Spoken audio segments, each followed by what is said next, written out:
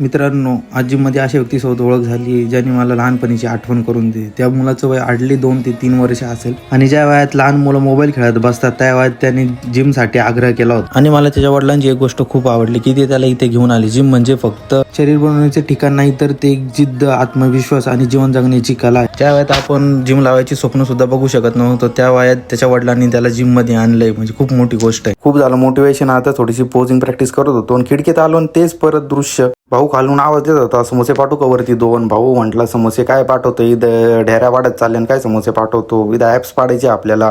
हे याच्याजवळ उभं राहिलं ते आपले काय ॲप्स पडणार नाही. बिस्किट लागले, मारीगोल्ड बिस्किट येऊन जाईल आपल्याला. त्याच्यामुळे काय तिथून गेलो, जिम मारत बसलो आणि पुढं आलो तर परत एकदा मोटिवेशन. भाई साहेब म्हटलं, आज तर काय खतरनाक आहे बात.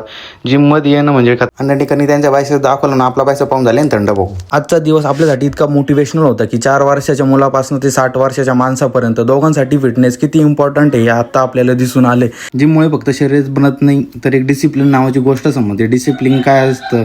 योग्य वेळी योग्य आहार घेणं आणि त्याच टायमाला रोज जिमला जाणं.